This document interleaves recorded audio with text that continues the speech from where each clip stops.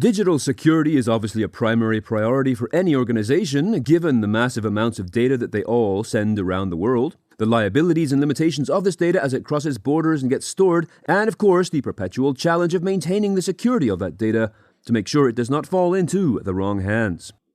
This means the financial services sector, being the bedrock of the global economy, must always be at the forefront of information and communication technology risk management. Its members must carefully balance the need for instantaneous transfer of huge amounts of often time-sensitive data while holding on to a solid and well-thought-out plan for its protection. Even if you are not in the financial services sector, being aware of new regulations, procedures, and their deadlines is everyone's business.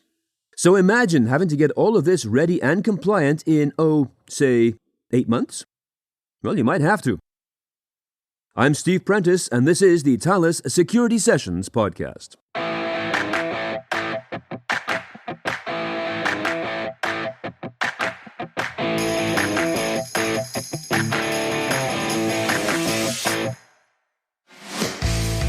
To help us understand some of the key principles behind ICT, that is Information and Communication Technology Risk Management, it is my pleasure to welcome Mark Hughes, Global Managing Partner, Cybersecurity Services, IBM Consulting, as well as Romain Deslorieux, Strategic Partners Director, Global System Integrators at Thales.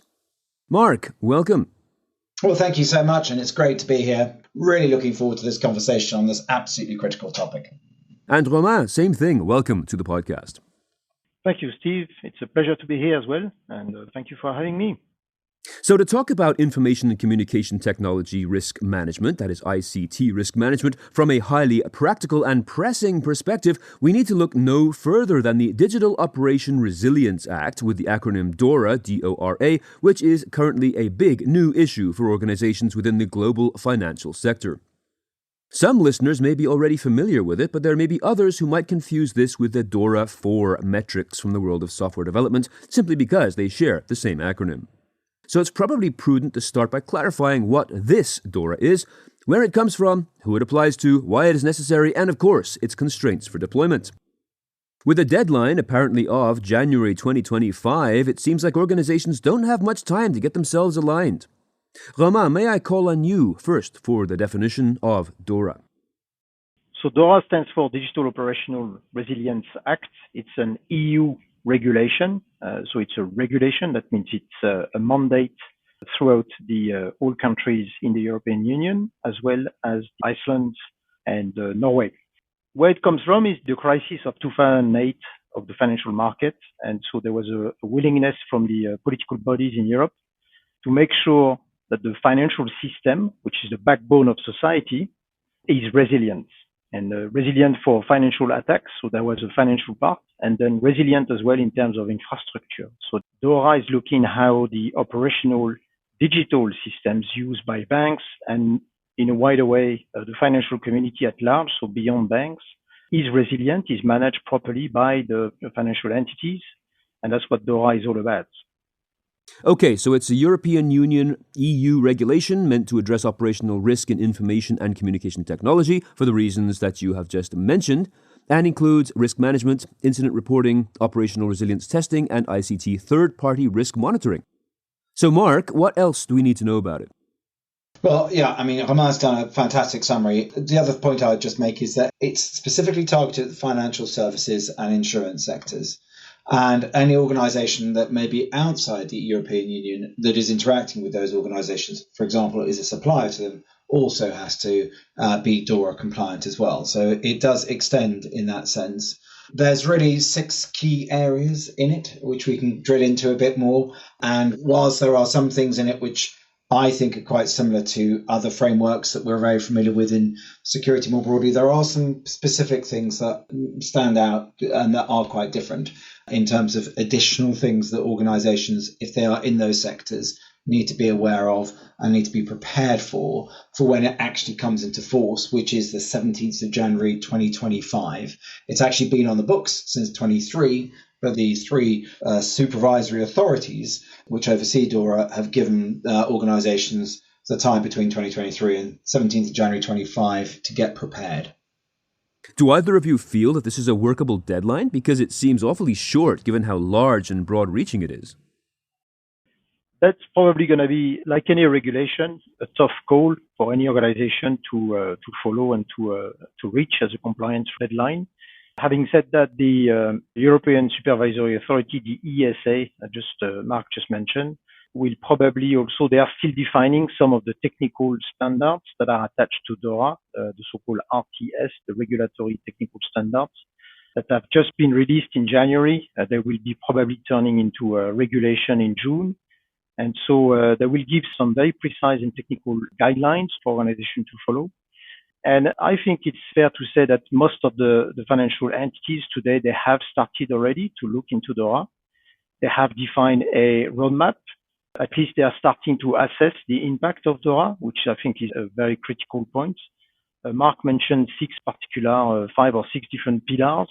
Some have to do with the management of ICT risks, the IT risk in general, which many organizations are doing anyway as part of their, for instance, an ISO 27001 certification, etc. Some parts are related to incident management, which also banks are doing. So it's a question of putting things together, probably filling up, the right documentation to be able to report in a proper way. But one thing for sure is that we are 9 months away, and it's probably time to accelerate the program of compliance of DORA. It's good to hear that many of the practices included within DORA are already established, and that, as you said, it's a question of just putting things together. Mark, if we can start now to drill down into the sections of the Act, what stands out to you as the most pressing?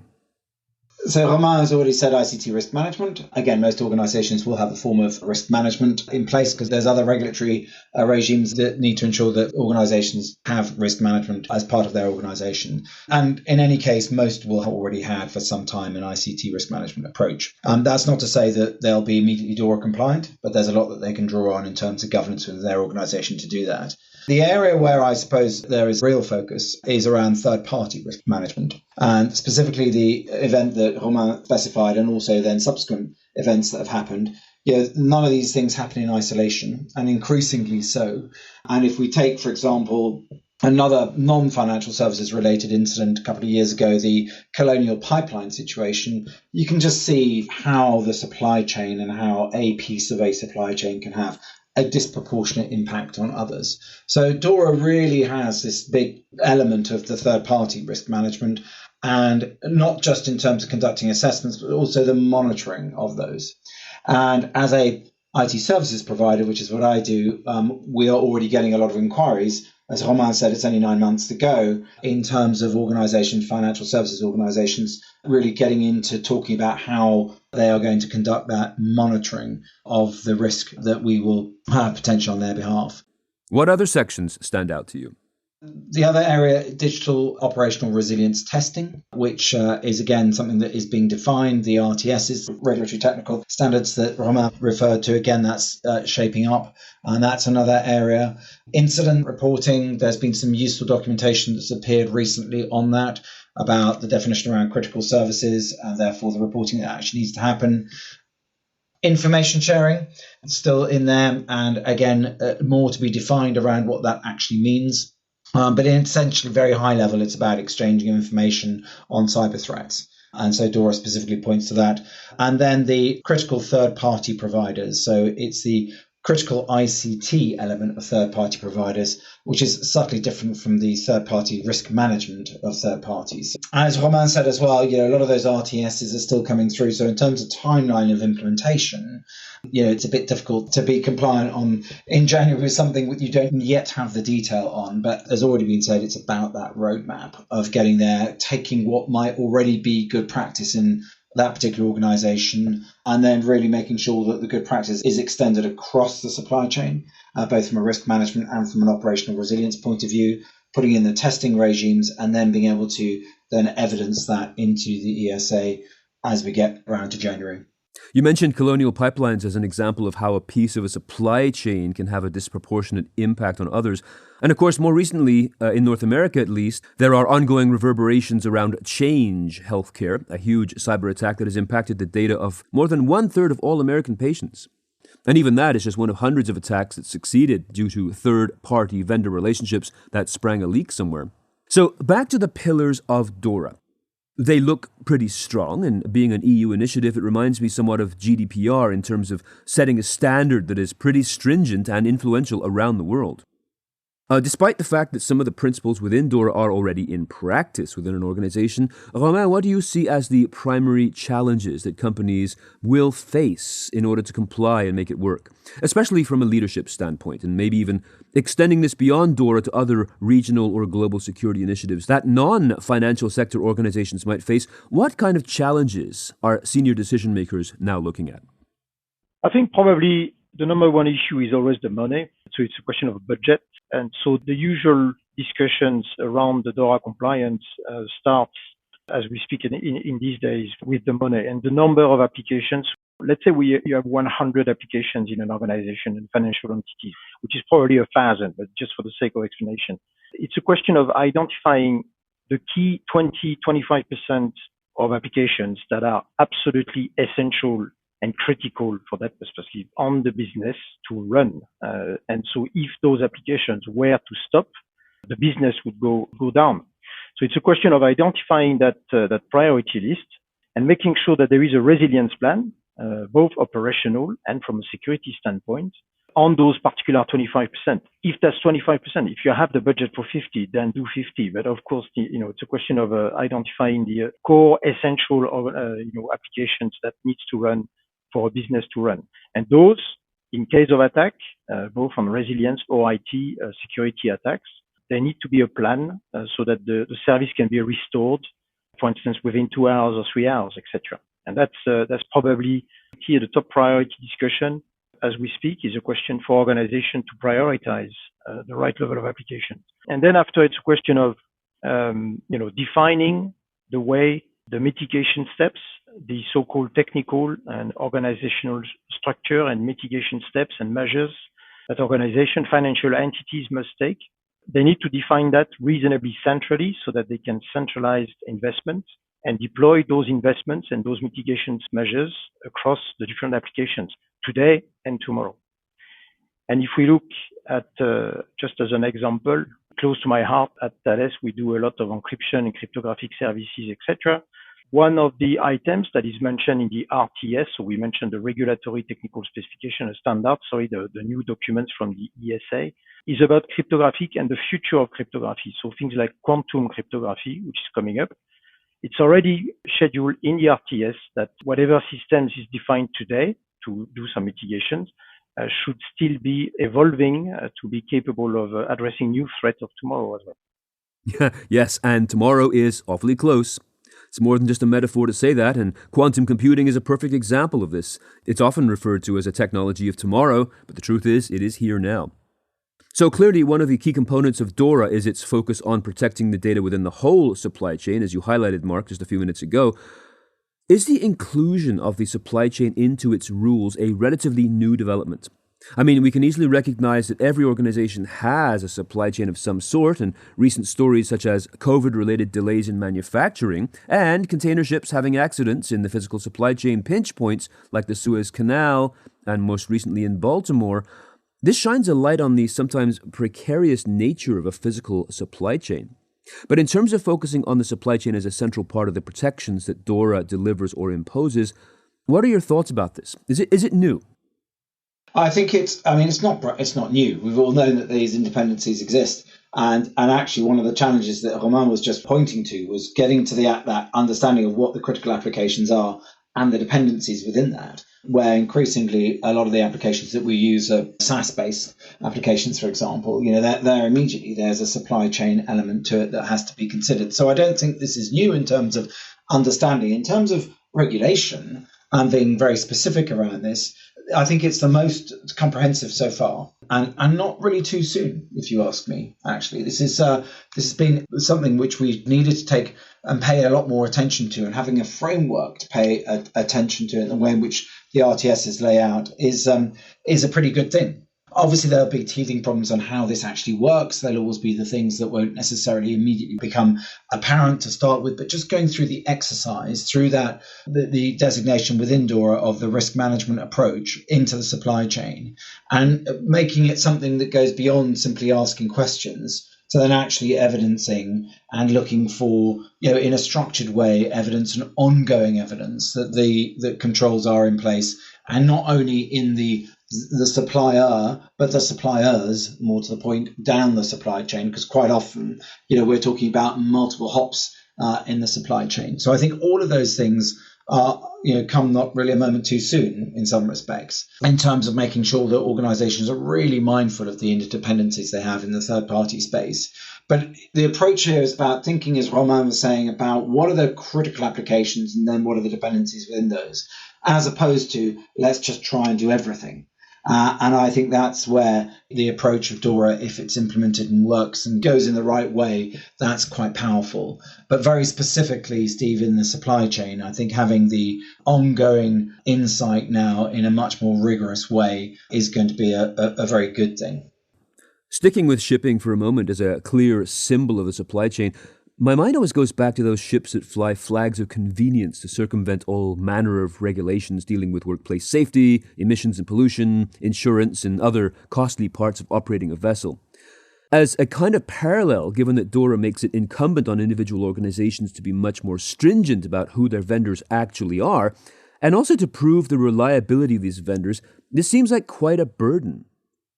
Other types of wide-ranging based regulations like HIPAA in the US for healthcare, for example, carry that same obligation, but can we not also look beyond statutes to something more commonplace like cloud technology to illustrate just how much organizations depend on their supply chain and how to frame an argument that compliance is more beneficial to participating organizations rather than being, say, another burdensome regulation? I think the point, there is a benefit of the supply chain as well, which is part of the solution for the resilience is on the supply chain, is to look at supply chain and partners. And so if you look at cloud, because the cloud is probably the elephant in the room when it comes to DORA. When it comes to, especially in Europe, the philosophy of digital sovereignty, it's about resilience. It's about resilience operationally, and it's about resilience in terms of geopolitical risks. So the cloud, from that perspective, is a very front and center. And however, the cloud systems and services can also be an essential part of an operational resilience when it comes to creating a plan and implementing it. Because the cloud obviously is a good way for financial entities to install their applications in a resilient way in terms of service availability, for instance. So it's a question of mitigating the benefit of those operational resilience to maybe the downside of the fact that those cloud providers, for instance, from a European standpoint, are extraterritorial. They come from usually the US. And so there's a question of geopolitical risks here that is to be managed as well. So it's a question of assessing, the pros and cons of a supply chain, which I think it's probably a sound way to manage a business, to be honest. It's to take decision in the right way, to do the cloud right. And I think it's a good expression from that perspective, because it's a question of mitigating what you get as a benefit and what you potentially lose as a negative side. Yeah, no, exactly that. Cloud, Steve, being that point of where lots of roads lead to in that public cloud space. And as you say, getting cloud right in the context of this type of regulation is something that we are very, very keen to focus on with our customers. And it's not straightforward. We just sort of have this idea, this notion that cloud is just a ubiquitous thing. Nothing could be further from the truth. The extent to which cloud is implemented and used, there are obviously the sovereignty issues, different providers have different approaches to that. So really helping organizations get that right, where the cloud element provides such a key part of their supply chain is critical. When GDPR came in, there was a big story about how to export, to transfer data outside of Europe. There was a big topic, and there was something called Schrems 2, which came in, which created some particular legal conditions around that, etc. We, at the time, back in 2016, 17, etc., we put a lot on that, on the European philosophy, saying the Europeans are trying to protect themselves, etc., to, for instance, the risk of the US being a single supply of services in IT, etc. But in fact, recently, at the end of February, the White House, as President Biden, has signed an executive order which restricts the ability for US organizations to export data to a certain number of countries. So, we see an evolution as well of the world where there is a realization that digital transformation, cloud adoption at large, has created a new condition in the world and the way organizations are processing data at large, not only personal data, but any type of data. And I think the world has come to a realization that there are some rules that needs to be respected. DORA is probably, as Mark said, a well-advanced text of regulation in that instance, is to really somehow force organizations to realize their responsibility. As an organization, people are accountable for what they're doing. They're handling data, not only personal data, as I said, and it's a question of making sure there is a sense of realization of those responsibilities, I think. In this discussion, we have been using DORA as the index, if you will, of modernized regulation of ICT risk management. So looking out now beyond the physical borders of the European Union, what can we expect from, let's say, North America or the US-based economy on this side of the planet, but also other economic areas as well? What are they doing, or what should they be doing to reflect the same degree of proactive defense against vulnerabilities as DORA? What's your perspective, Mark, if I may start with you, on what is happening or what needs to happen in other economic blocks of the world? Yeah, well, that's a very good question, because we've seen the SEC, for example, in the US launching some regulation which came into force last December around incident reporting. Funnily enough, in DORA, there's a piece on incident reporting as well. So, yes, I see a lot of regulation coming downstream. The critical infrastructure piece that the White House recently launched as well. Again, not exactly like for like the same, and sometimes that's difficult for organizations, that there are these merging pieces of regulation, and there's an exercise that needs to be gone through which says, well, there's this from DORA and there's this from the SEC ruling and there's this, how do they all align? And I have to say there's an industry emerging around that, because there are very many different pieces of regulation from the blocks, as you call them, Steve, that have emerged and are continuing to emerge. So the straight answer is yes. The SEC and White House rulings around critical infrastructure and reporting, for example, are two very recent and good examples of where that is now happening. And it's not exactly the same, but it's certainly, we see tightening regulation happening. I see in the US more broadly, not just the appetite to have more regulation, but the appetite to enforce is changing as well. You mentioned change. I mentioned colonial. I've seen a real mood change in DC generally over the last year or so around how these regulations are now coming in and how they're going to be enforced as well. And we've seen some examples, some well-publicized examples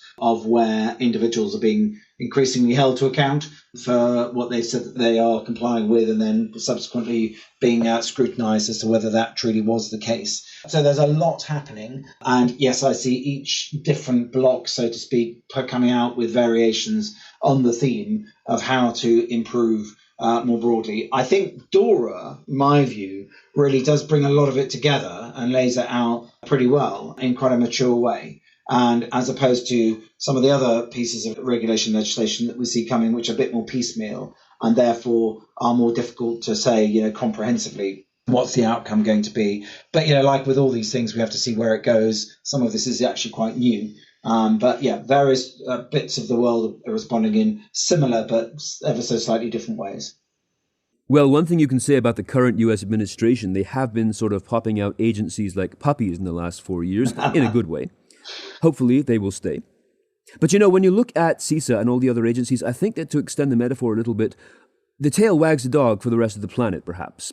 But the US, of course, is not the only dog, especially when we think about the Chinese mega economy in terms of what they are doing and how they interact with data and infrastructure. So what have you seen in other countries and economies? Romain? So to relate to the question of the international stuff, I had some good interaction with Japan. I was in Japan in December, and then I had the pleasure to meet with Minister Kono, who's the Minister of Digital Transformation of Japan, in January. Japan is also looking very carefully at sovereignty, how to create an environment for cloud services. The digital agency, the so-called digital agency, is looking at that, and they are starting to regulate as well. So I think we see that as well, going way beyond Europe. We mentioned the US a little bit.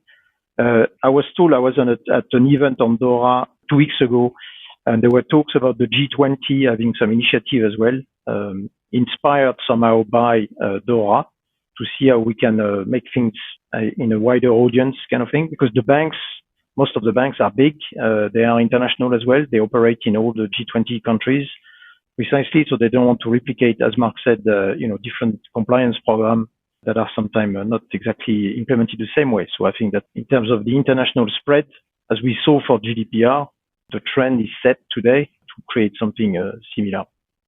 The second point you mentioned, Steve, at the beginning of the discussion, NIS2 and other type of regulation that are coming up. I think it's interesting to, I realized that only recently, a couple of months ago, actually NIS2 for organizations that are regulated by DORA, NIS2 mentioned that DORA is the so-called legal act to implement NIS2. So we see also a convergence of the different compliance framework so that they are coherent. I think that's an important point. I think the political bodies in Europe have realized that just stacking up things that doesn't actually serve the purpose because people don't have time to implement everything. So they start to have a key strong focus on making sure that things are coherent, which is good as well to remember. And I think as a way to highlight for me the key takeaways from a DORA regulation standpoint, as we said, there are 5 pillars.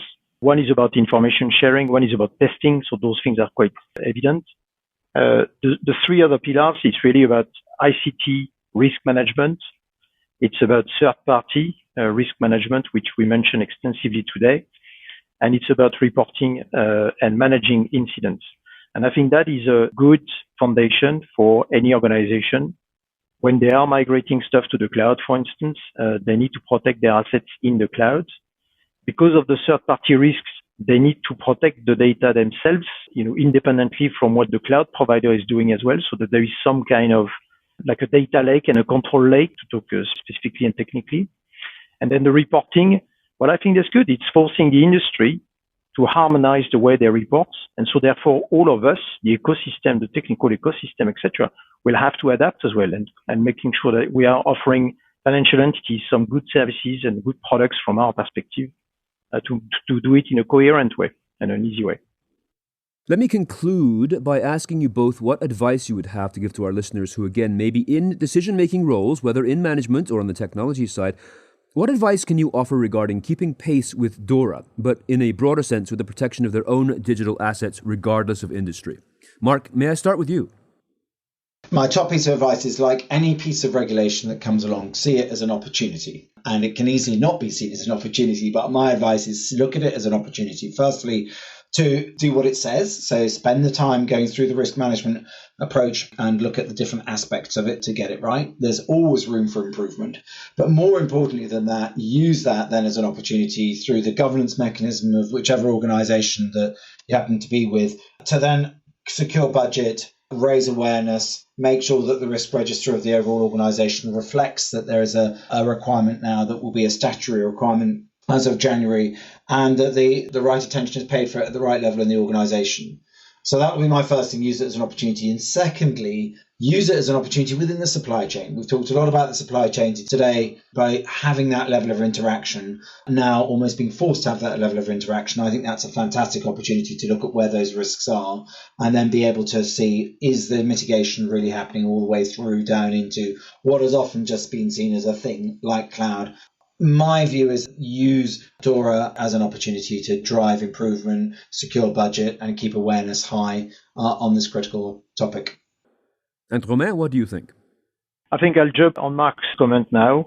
It's an enabler potentially for cloud services, for cloud migration, for digital transformation at large. Get some help would be the second point. It's potentially complex. There are some good players out there in the ecosystem, whether from a technology standpoint, like Thales, from a service standpoint, some advisory firms are also providing some fantastic frameworks to support organizations to define their plan. So I think that the thing is to get some help from the professional, from the ecosystem, precisely from your supply chain somehow. We are also here, we are also cross-fertilizing all the ideas we see here and there, so it's a good thing to look at. And then from a little touch on the Thales standpoint, there are, again, the chapter 2 is about risk on cybersecurity. One element mentioned in that chapter is the use of cryptography and encryption mechanisms. That's what we do. And then you have the chapter 5, which is to do with third-party providers. So when you are coming to the cloud, then you have to manage this cryptography and these encryption mechanisms yourself to protect your data and your assets in the cloud. We can definitely help you with that. And we work together with DXC to provide that as a package, as a managed service, if you like, to organizations willing to do so. So that would be my advice. Well, I would like to call this a masterclass in preparing a mindset towards modernizing information and communication technology risk management. We can use DORA as a model for any industry, but at the same time, it's a very real part of everyone's future, certainly for those in the financial sector. But equally for those in other sectors who really cannot help but interact with suppliers and partners in finance. I certainly appreciate your wisdom and experience, both of you, in explaining these challenges so directly. Romain Deslorieux, Strategic Partner, Director of Global System Integrators at Thales, thank you for your time today. Well, thank you, Steve. Thank you, Mark, as well, for joining us. That was a great discussion, great insights. So took great pleasure to it. So thank you. Mark Hughes, Global Managing Partner, Cybersecurity Services, IBM Consulting, thank you as well. It's been an absolutely amazing few minutes that we've had together today, just to really have teased out these key topics. Romain, thank you so much. And Steve, it's been an excellent few minutes, and I really appreciate the opportunity. Remember, if you like what you hear, be sure to subscribe and tell a friend or a colleague or all of them about the Thales Security Sessions podcast. We will be back again soon with another episode and another discussion on the topics that you need to know about to successfully carry on in the business of information security. Until then, I'm Steve Prentice. Thanks for listening.